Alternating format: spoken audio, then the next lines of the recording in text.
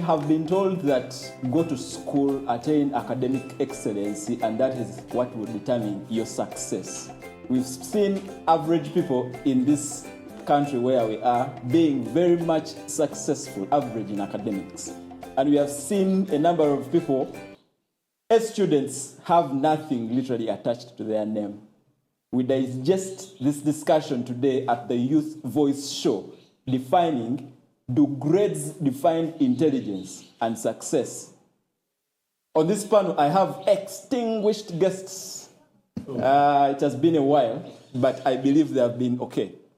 My extreme right is Alan Mugisha. Glad to have you, sir. Thank you, sir. Next to Alan, we have Hanifa Mayanja.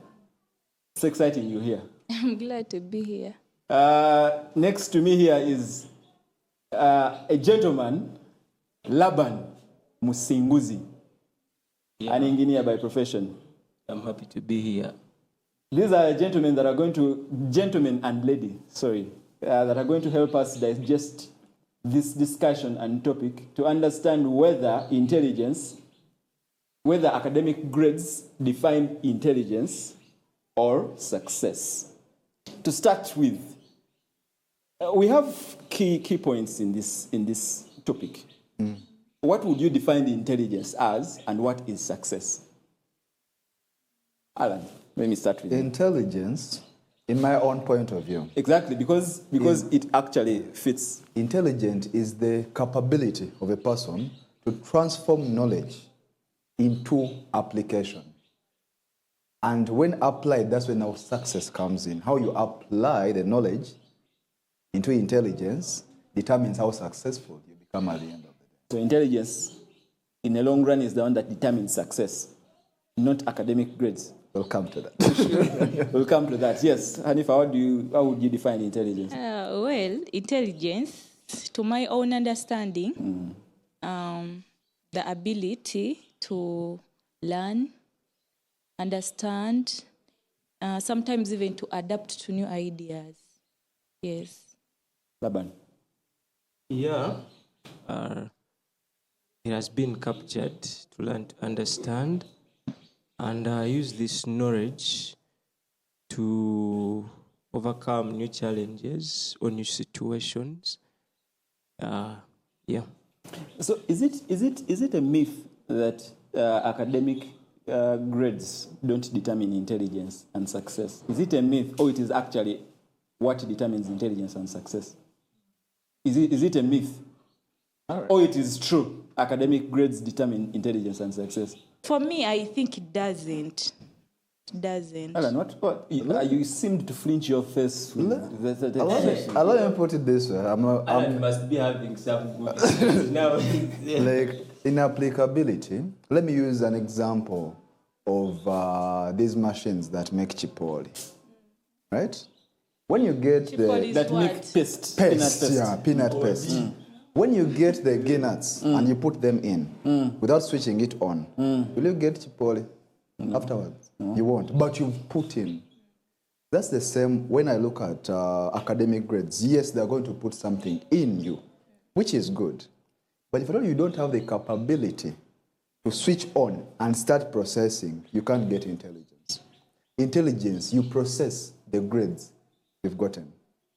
And what comes out of this whole, this output, determines whether or not. Are you emphasizing a point that to your intelligence, academic grades pay the first check to your intelligence and success? They can, but also life experience can. So when doesn't academic grades, when do we say academic grades don't matter? When you fail to process them. From theory to practical. The practical part of Laban, say something. Yeah, when we are discussing grades with intelligence, we should be careful not to fall into extremes. One extreme says grades are everything. The other says grades are nothing. The two are incomplete. To me, the truth falls in between there. striking a balance. Yeah, now, you know, grades are a system designed to measure how a student is able to learn what is being taught to him and how he can produce it in a structured, Reproduce it. yeah, how he can reproduce it in a structured environment, I mean schools, institutions. Now, these grades, they inform or they reward our consistency, Discipline. The effort. discipline, the effort, attention to detail, the ability to perform in that pressure, in that, you know, timed moment. And these traits are not nothing. Even in some professions, they actually matter a lot.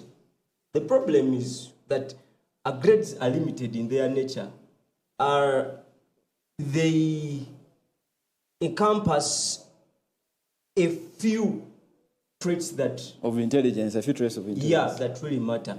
So they may not assess resilience, they may not assess innovation, creativity, emotional depth, or emotional intelligence. You know, they may not assess your resilience, as in someone has been performing and, you know, not performing well, but, you know, there is that energy he's putting on, he's increasing his grades slowly by slowly, but the only product is what matters most. So you find that even traits like leadership, you know, so you find that people who are good here who will fail not because they are not capable, but because the system does not assess what really they hold.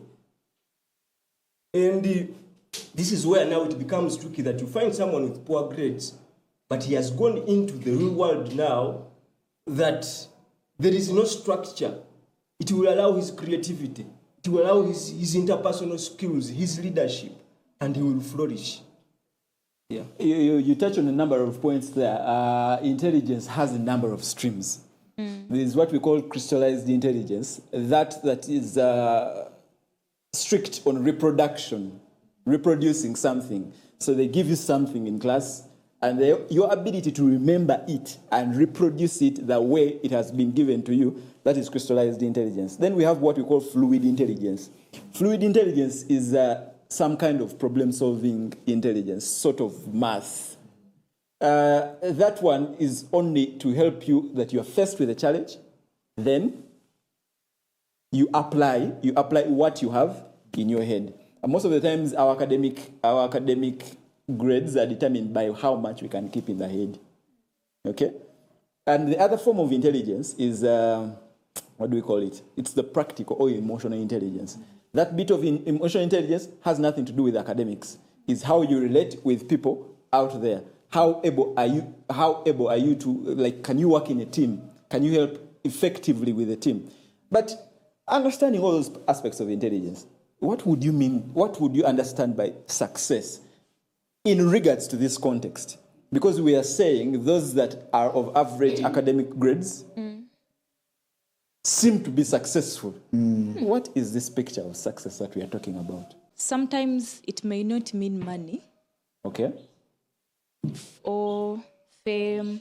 But when I set my goals that I want to achieve this year, to me that is success. When I accomplish, I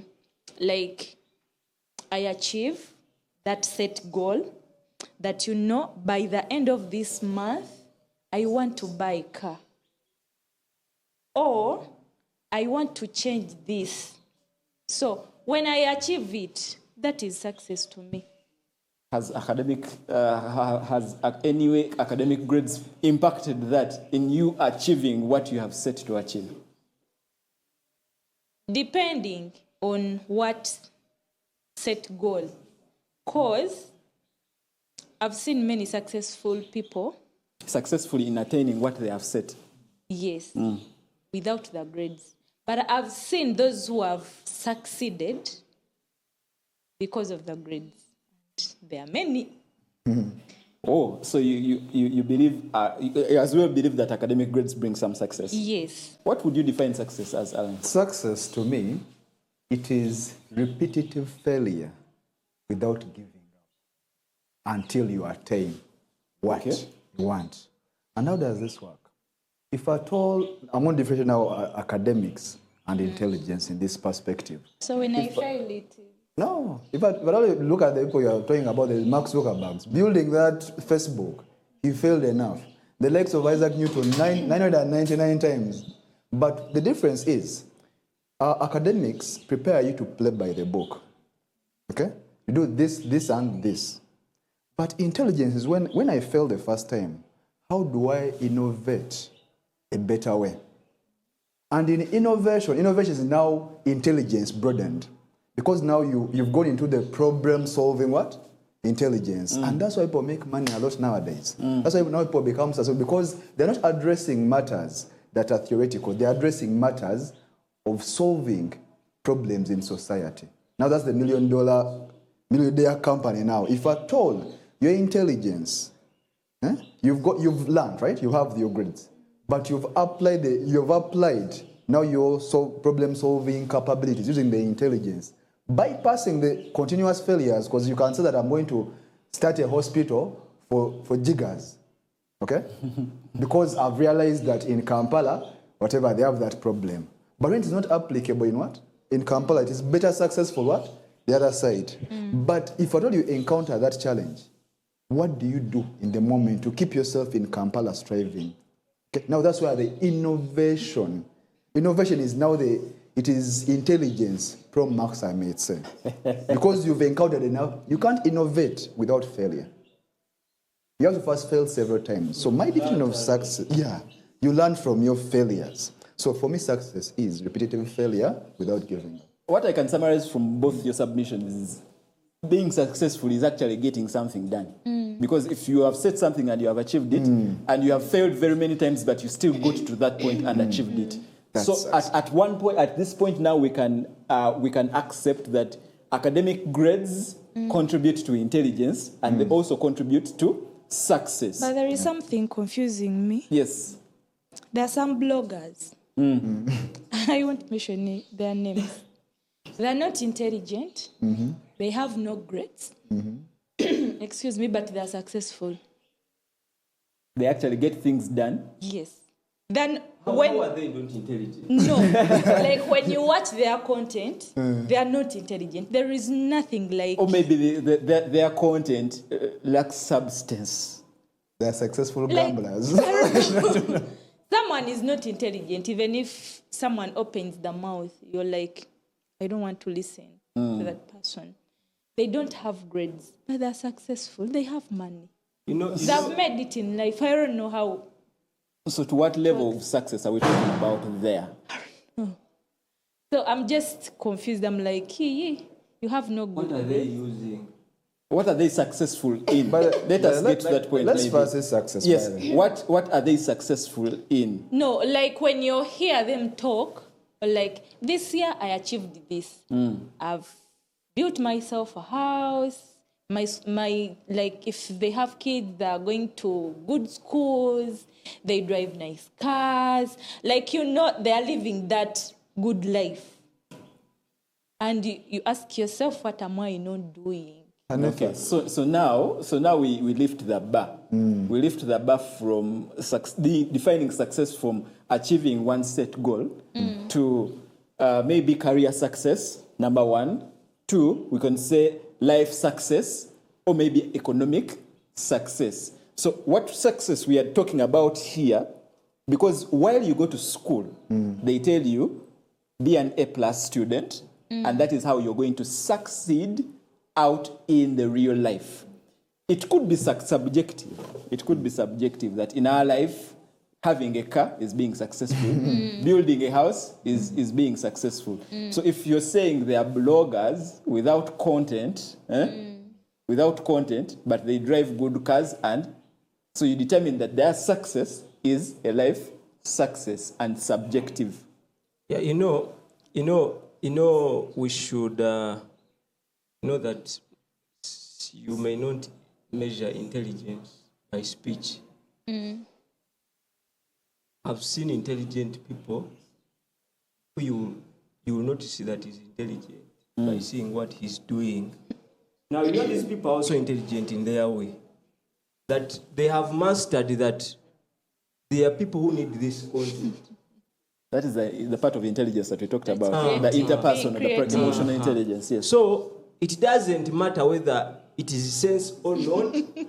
As long as I have people expecting it. They Yeah. have their own Yeah. audience. So there are principles he's putting into, and these principles are neutral. You may not see the hard work behind his life. You may not see the calculations, etc. You might even have a bachelor's degree in what he's talking about.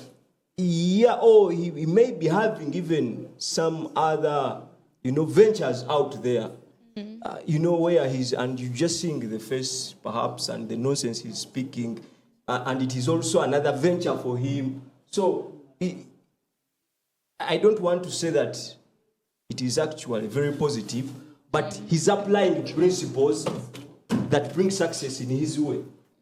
Allow me to bring this in. Yeah. Okay? So we are now in measurement of success, right? Do you believe there are some jobs that we feel like are for failures? Mm-hmm. Be like, I can't do that. If I learn, I can't do that job. Should I give an example? I don't know if it will be correct. Of a job. Which Because it's perspective. It's perspective. In a group of border guys, their chairperson amongst them is considered successful. He's successful amongst them. However much he didn't learn, however much he doesn't have that much of intelligence, but amongst his peers he's considered successful. There's a narrative of successfulness whereby you don't need grades, you don't need intelligence, but you have the resilience to do the same thing over and over and over again. You wake up every morning at 6, you hit the road. You don't know how many people you're going to get, you just hit the road. And now in your peers, they'll be like,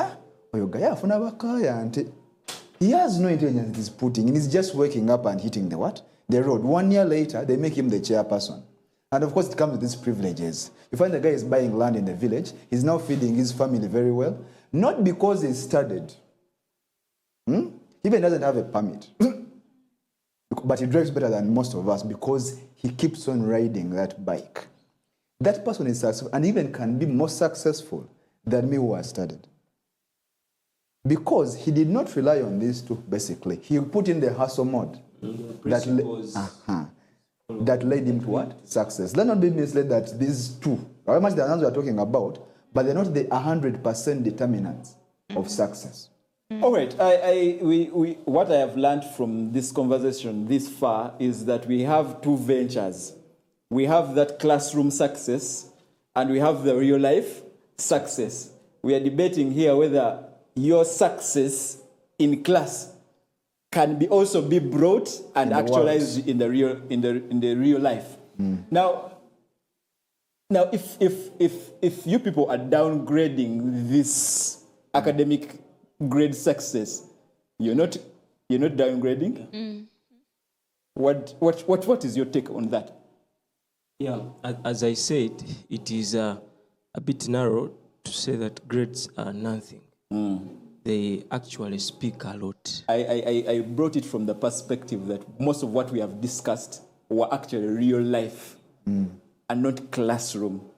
Yes. So what is the role then of this academic grades success in my day-to-day life?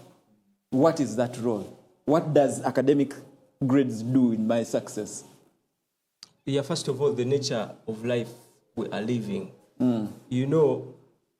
Education has been here. And we keep doing it over and over again. Yeah, even when you read in the ancient books of history, there was education.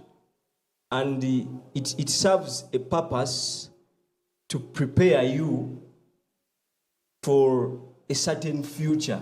Interesting. Yeah, so even when you are not using your papers, there are some things you've learned from school, though they may not appear on the grades, but they're important. But a person who has grades, it is automatic that he has some good traits in him. you will see them even when they are working, most of them, they will give attention to detail. They will, be consistent. Huh? Regardless, I don't want to say that some results are fraud. I don't want to go there. But keeping all factors constant, grades really, they are valuable. They are valuable to those that have them. So it is a foundation I think nothing can beat knowledge. that we are getting from class. Yes, because even if you've gotten those grades and you fail to achieve, maybe you wanted to be a doctor, you wanted to be an engineer, and you find yourself being a border guy. But even when you are doing that specific job, you're different. You're different. Some bits of the academic grades. Yes. Actually, you can into attract a certain class of people in your area of work that may seem not academic or, but because you have some background. Yeah. Because even if when you're speaking, bajagamba, ayinamo kumagezi, but you differ. You have those qualities.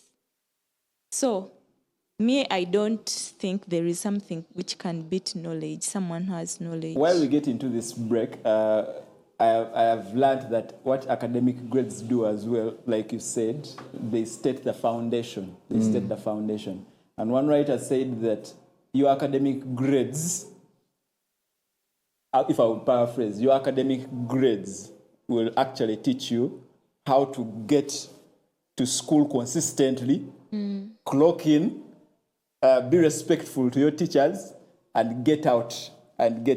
While we get to the break, we are going to expound more on whether academic grades literally matter in making successful people. Does it even determine whether you are an intelligent person?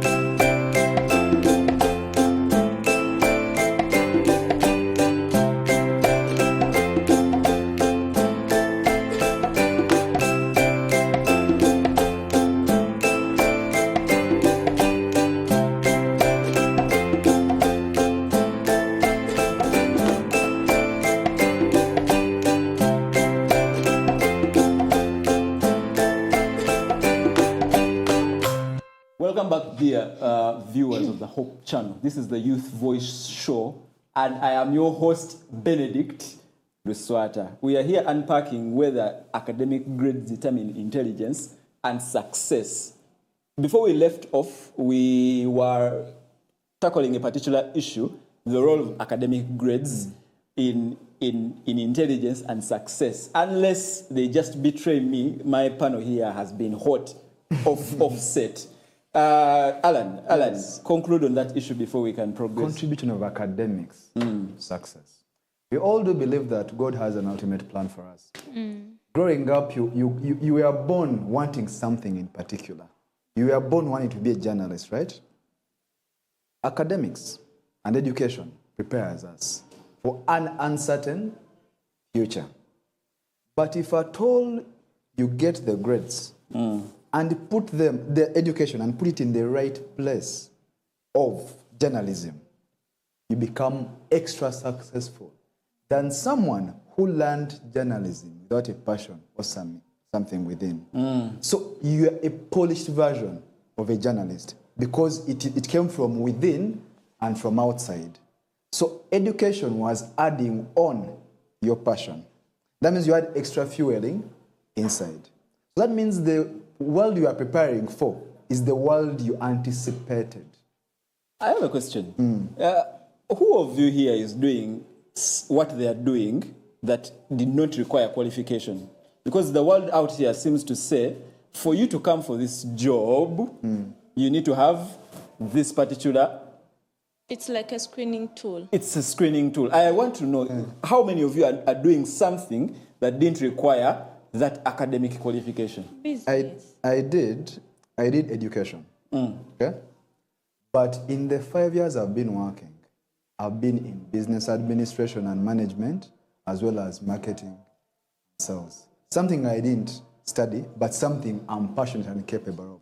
That means if at all I studied that specifically, I would be double what I am right now. Now, for me, earlier, I was selling clothes before going in for this course I'm pursuing.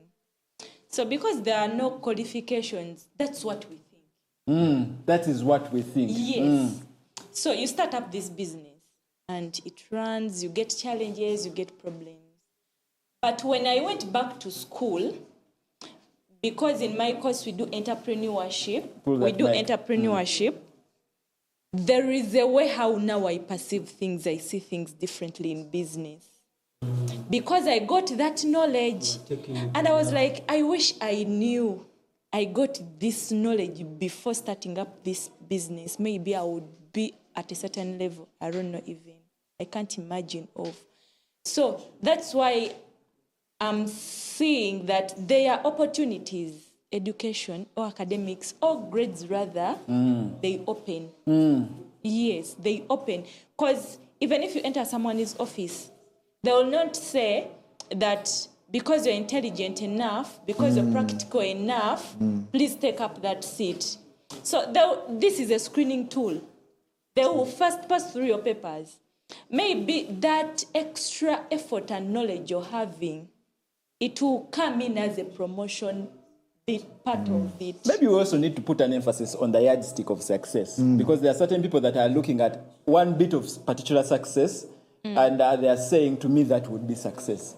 I think directing our discussion here should be that the starting point, the minimum balance for success is when you're not a burden to the people around you and the government. I think we going further forward. We should. Someone told me, a friend of mine, that Hanifa, this week I've achieved something. I've been able to take a Minute Maid when I'm not sick. Yes, That is success. It was a success. Yes, so we are directing this conversation in that line, that there's a minimum level of success that we want. You wanted to say something. Yeah, I was basing on her submission how grades I used to screen us. Now this is where it becomes unfair for people actually who may not have the grades.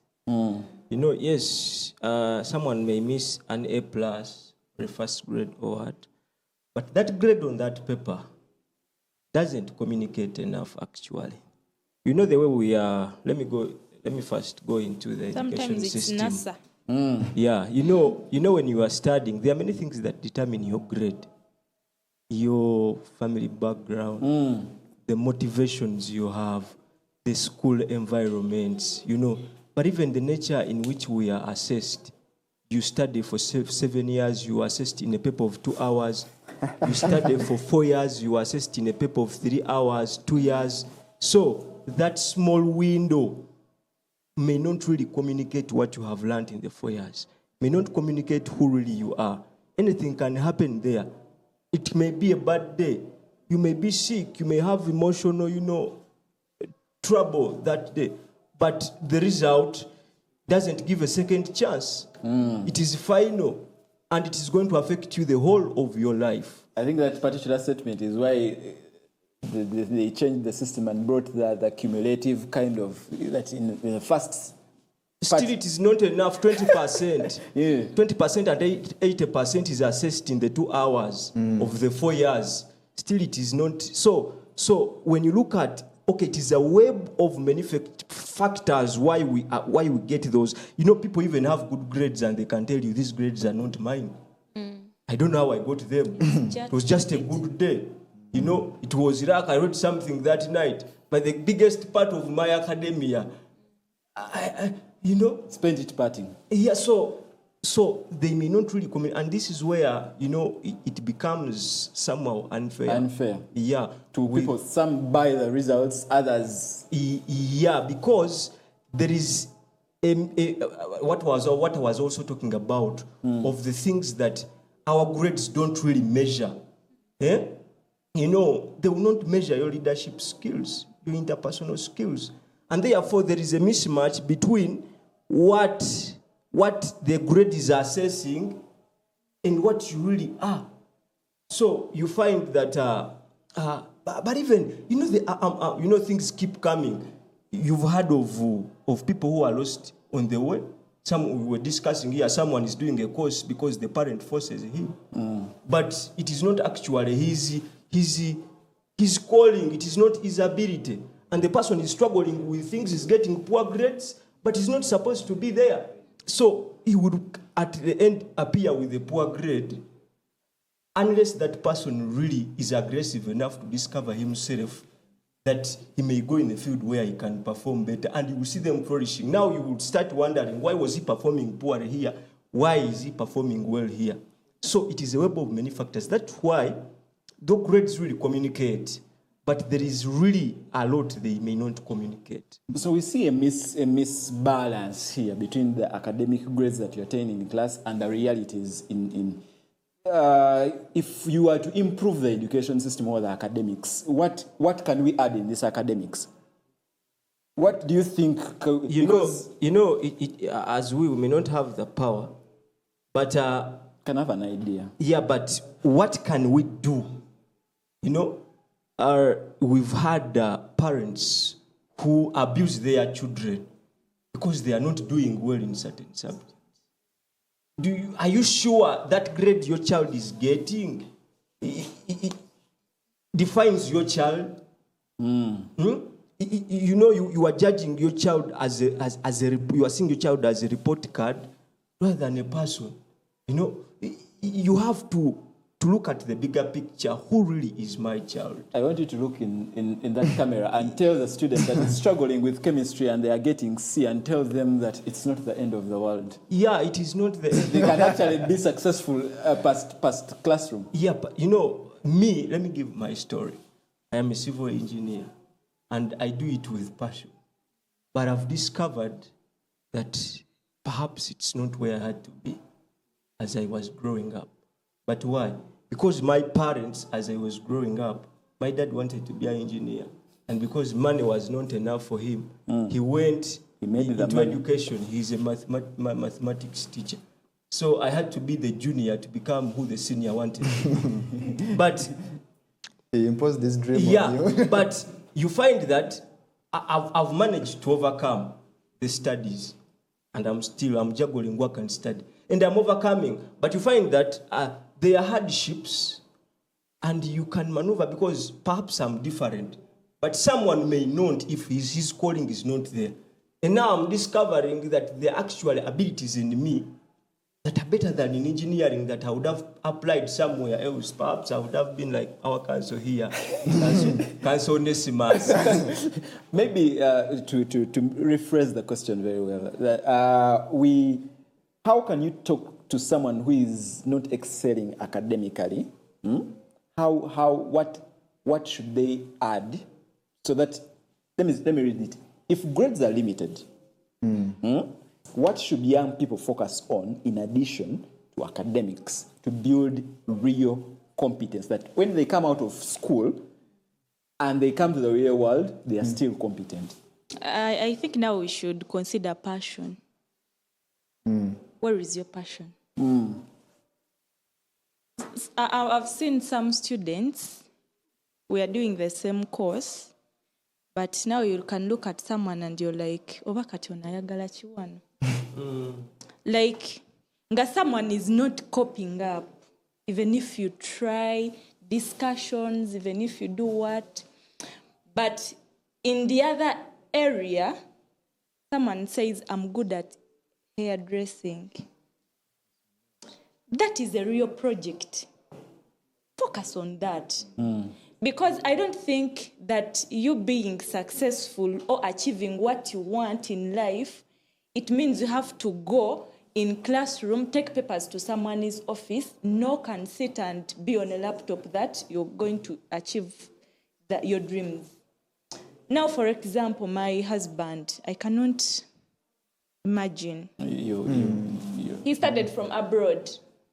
So coming back here with good grades, because I think it was one of the best students that year.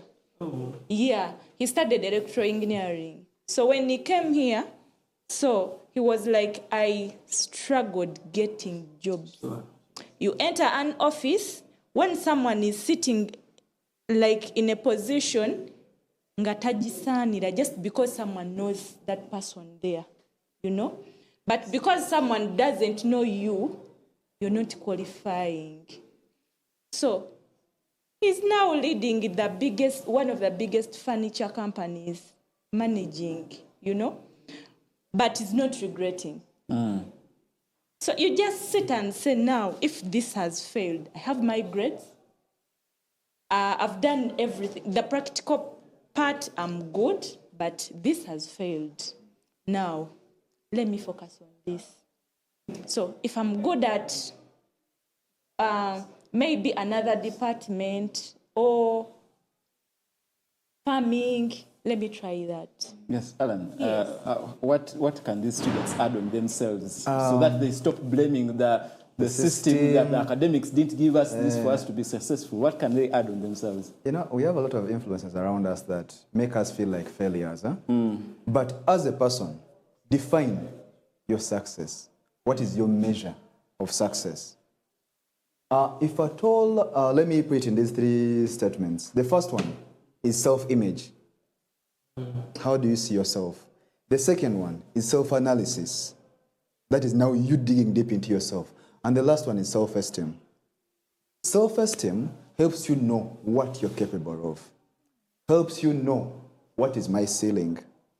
For instance, someone may ask me why I left education after teaching for a full year. And trust me, I was good. Teachers are poor.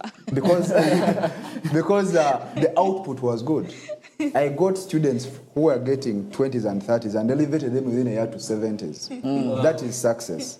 Were that you 1 year. the examiner who used to mark? I wasn't that marking. But my measure of success in the academic field is management, leadership. I like being in a leadership position, decision making. Sure. That means my measure of success in the field of education and teaching, I have to be in a management level, deputy HM DOS, that level. When I came to realize that now to get that, you have to go back and upgrade. What I did with that self-esteem, I went back and now practiced the management. Okay? Started making a portfolio. Now I'm going back to upgrade this year. Okay? I'm going back to, but next time when I go back to the school, I'll go now with the papers and the experience. I have a CV. I've managed 3 companies. I've worked in other 2 companies. I have startups.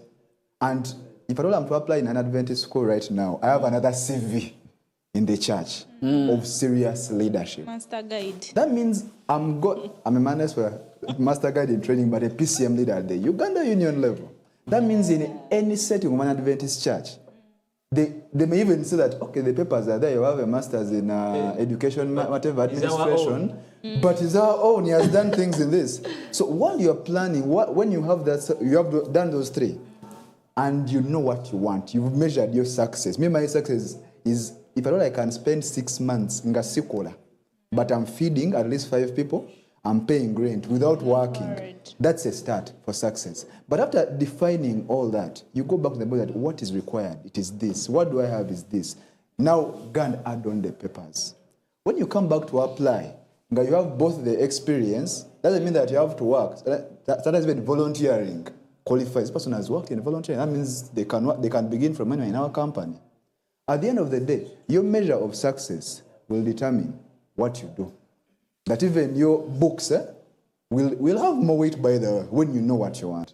So the other things that you add on academics and academic grades as well, you also determine how successful you are.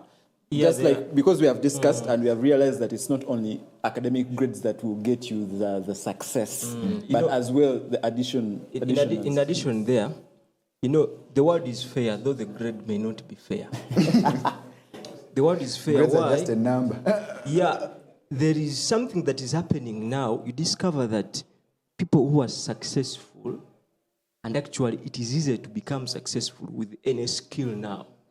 There are things we used to do at school just for fun, like playing a piano. You learn a piano from school, you learn singing, someone learns some skill there. It's a whole profession for someone else. Yeah, and I have my friend, he plays saxophone. He learned it from school. He's even still studying, but he can really pay for his tuition. And even if the grade doesn't bring results, he can't fail to survive. So today, skills have really, blessed, I should say, Uganda. If you have something you can do, you can get money out of it. We used to compose a cappella songs at school. Recently, I ate some money to compose a song. So, things we used to do for fun. My friends used to play pianos. Now, they are earning money in that and, becoming producers. They have their bachelors in software and what. But, they have this. So, as you are studying, there are the things you have to keep getting. One of my best friends, she was doing mechanical engineering, but she along the way, she learned sign language. And before she got the mechanical engineering job, she was employed, to sign, So there are the things you can learn. You can juggle them with your studies and even earn as you are studying. So the world is fair enough, and it can actually be your future. Thank you. I want to pose this question to Hanifa. You mentioned a statement earlier that you started a business before you actually went to school to study the entrepreneurship. But after going to entrepreneurship, you looked at what you were trying to do, and the academic or the education exposed you to what you have to improve in your business. Would you support someone who first volunteers in a place he wants to study? In form of internship, what? Could be volunteership or getting exposure to. Sometimes intern is a must. Because sometimes that experience, it is needed. When you acquire that experience, like those skills, there is a way how they mold you. They introduce you to the risks, to how you, if it is customer based, how you handle your customers, because you have that experience. Like when you want to start up your own, you're like, no. Depending on the challenges I faced, or we were facing where I was, I wouldn't do this when I start up my own thing. Or when I get a serious job, I'll not do this, because you've seen the problems, you've seen the challenges, you've managed to sometimes handle or mishandle. Sometimes you take things for granted. Now, as I told you that when I was doing business before entrepreneurship, that skill, the way you do your things, the risks come. Sometimes you give up. Sometimes the way you handle the customers, the finance bit, part of it, the accountability. So sometimes you're the overall, because you have no knowledge about that. But when you go in class and you acquire that knowledge Management. of management, They tell you that you can delegate, you can have a finance person. Yes, you're also a worker in that business. You have to pay yourself. You have to pay yourself. There are some funny statements that they put nowadays that is more of a joke, that they put out a job, and they put down bachelors in this and this with 5 years experience, and there comes this colleague with the papers and zero experience. It sounds like a joke, but it's realistic in that perspective. You can volunteer. Because at the end of the day, even the people who are welcoming people for jobs need someone who has been tested. Okay? Someone who has been tested. They don't want someone but just sometimes green. people take us for granted. You might, Me, I know one time, certain TV was starting up. I will never even forget that. So because I'm doing journalism, so they went to our school, being it is one of the best schools in that area. So they came, we are starting up a station, so you can give us your students. They bring in their scripts such that we can, when we start recruiting workers, we can consider them. Mama, I woke up very early in the morning, put on that best outfit, prepared my script, went with my friend. Went 15 students. So they put us in a boardroom. So they interviewed us. What can you do? Where do you see yourself? Which program do you want to do? Can you give us a script? What? So after all that volunteering, even not giving us lunch and anything to drink, in the evening we had to go back. And they told us, after a week, we're going to call you back for a meeting after screening. Then we came back. So after a month, our programs were on air. Without even calling us back that you guys, you were here. Let us pick 5 or 7 of you to work with us, So now sometimes volunteering is sometimes we're taken for granted. I get your point, but as we conclude,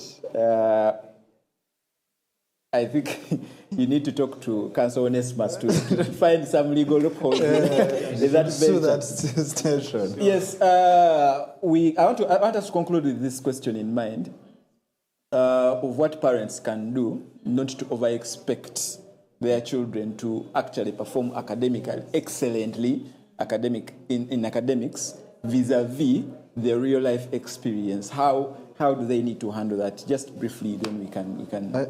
I do believe that the role of our parents, one of them is to help us discover ourselves. Important. Very much so. Because you can't force someone. We have a victim here who is in engineering without a passion.